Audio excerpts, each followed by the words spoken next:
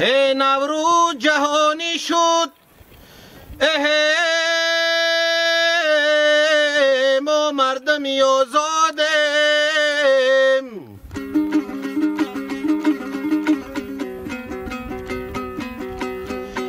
ای فرزندی به ناموسی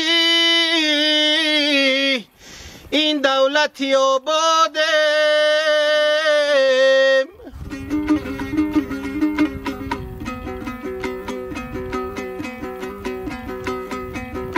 ای با چهره بالیده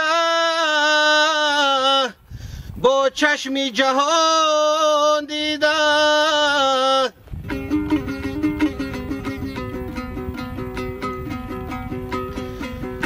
ای شکرانه حق صد بار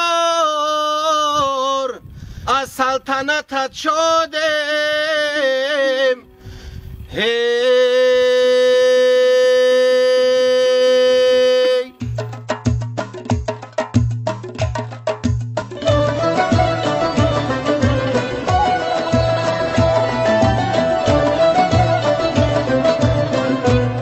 یکی از رسم‌های معمولی نوروزی برای بانوان این خانه بروران می باشد. ساکنان در عرفه این جشن یا خود روزی نو تمام کوچه و پس کوچه و حولی و خانه‌های خود را تازه و پاککاری می کنند. تمام کورپه و لوازمات منزلشان را آفتاب داده می تکانند و خانه‌ها را تازه و آزاده می سازند.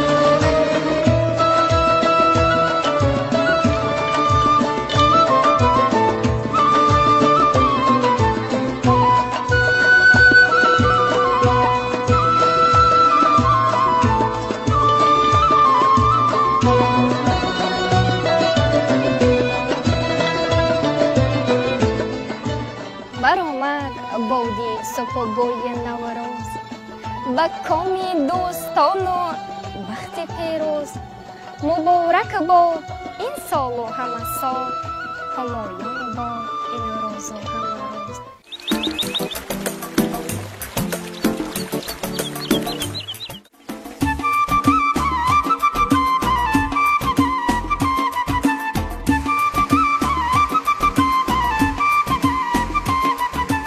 بانوان باشند در این عرفه و روز جشن نوروز وظیفه و مسئولیت و آرزو و آمول خاصه خود را دارند که آنها شکوه و شهامت این جشن فرخنده را باز هم افزونتر گردانیده سببگار خوش و جاذبه‌دار استقبال نمودن آن می باشد و شاید زحمت آنهاست که این جشن 7000 ساله تا هنوز نکو و پابرجاست. مثلا آراستن خوان نوروزی با نام 7 سین 7 شین و تیار نمودن طعام سمنک از زمره آن است که هر سال با تجلیل از این جشن بانوان آن را آماده می سازند.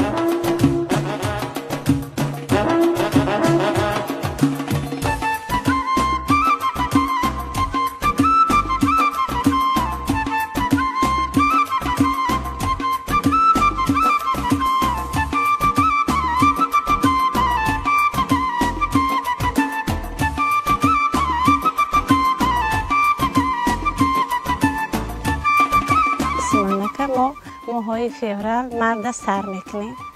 وقتی که بهار در آمدن میگیره ما گندم را 3 روز تر میکنیم. بعد از آب گرفته و لالیاده تنور میکنیم، میسبزونیم. هر روز ما سمنک در آب میپوشیم، چلچه میکنیم. وقتی که سمنک ما نیش زد سبزید، ما سمنک را در اغرق انداخته میکوبیم. سمنک را جفیده از آب میگیریم و پالونده دیگده میندازیم. نازکی سمنک در همین است که علف سمنک را ما بلند سبز نمیکنیم. وقتی که سمنک علفش بلندتر شده سمنک تلخ مزه میآید. میکوبیم دیگده میندازیم که سمنک ما با مزه بیاید. سمنک چند نمود می شود. اوتلگی می شود، بیریانی می شود، تندوری می شود سمنک.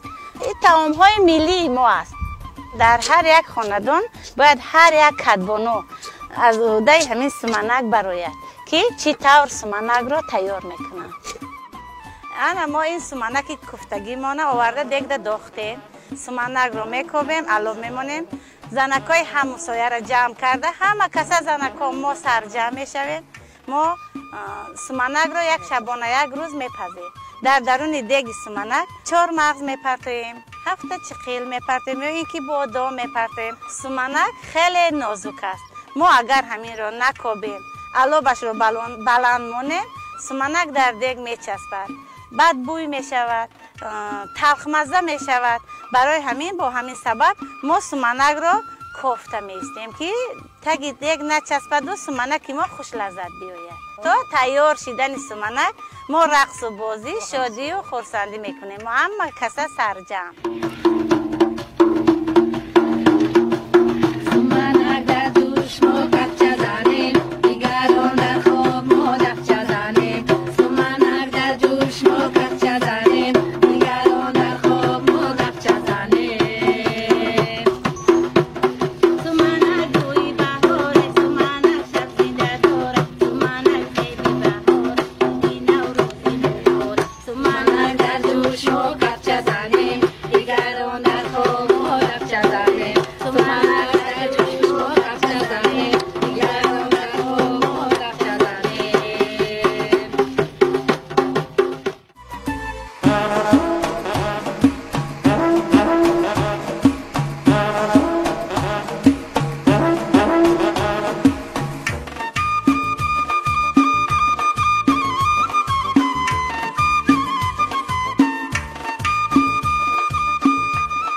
با همین گونه زمزمه زیبای سرود سمنک، زنان و بانوان ما، دف زنان و قرص زنان از شب تا سحر گرد این دیگ جمع می شوند و این طعام ملی یا خود خاص نوروزی را آماده می کنند.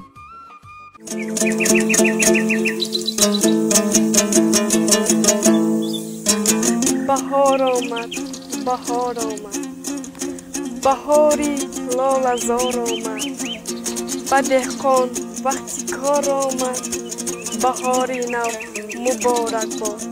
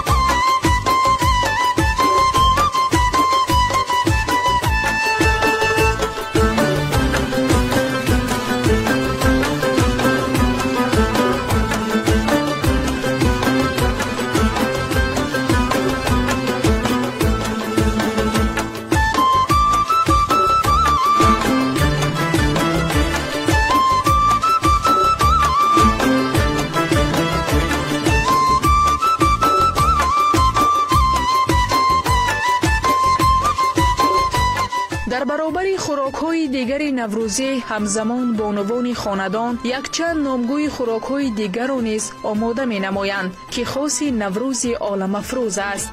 در هر منطقه آش بریده را هر خیل تیار می‌کنند. ما مردم در آش بریده کارتشکا، دانگی‌ها، گوشت، هر نمود علف‌ها می‌اندازیم. علف‌های بهاری میاندازیم. وقتی که ما آش بریده رو تیار میکنیم اول زوله ما رو گرفته میمونیم، بعد تا دم خوردن زوله‌مون محصولات های آتلا رو تیار میکنیم. اول پیاز میده میکنیم، کارتشکا میاندازیم، هر نمود دانگی ها میاندازیم. زوله رو تنگ میکنیم. اگر زوله کمتر غفص بیاید آتلای ما خوشمزه نمیآید. آش بریده بسیار نازکی‌ها ها دارد. در صورتی که اگر کدبانو زوله رو غفص برد آش بریده خوب نمی آید. برای همین باید که آش بریده باریک میده کرده شود. از عهده این خوراک همه زنهای ما برآمده می توانند. این خوراک به همه پسند است. در فصل بهار بسیارتر استفاده می برند. همین کار ما از دوره بیبی و بابی ما ماندگی است. بیبی های ما زوله را با همین کار می بریدند. حاضر ما طرز تیار کردن آتلا را به شما نشان میدیم.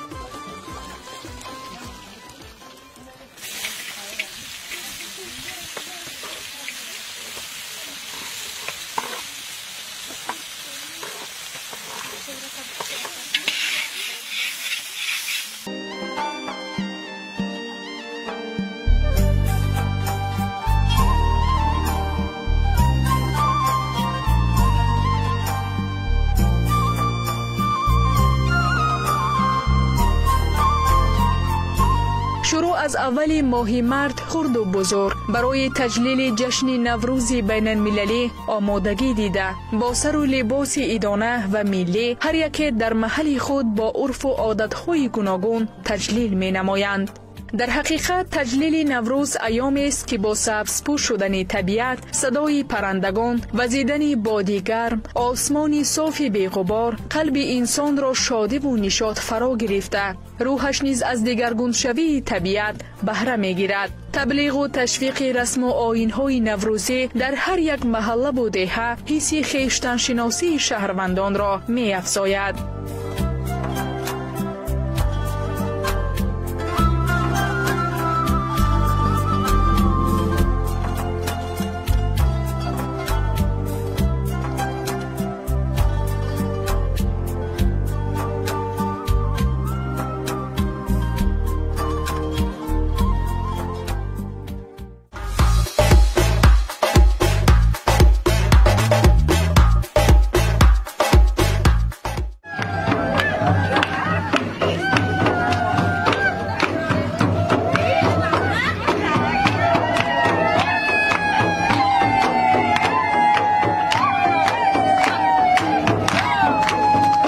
نیاگان ما با تجلیل نوروز برای اهل بیتشان فراوانی، برکت، روزگار آسوده، صحتمندی و برای کشور صلح و امانی تمنا می کنند. لالا شنگون نام باره خداوند همه را به همین روز برسانه. در تاجیکستان همه سرسبزی و خوشبختی باشه.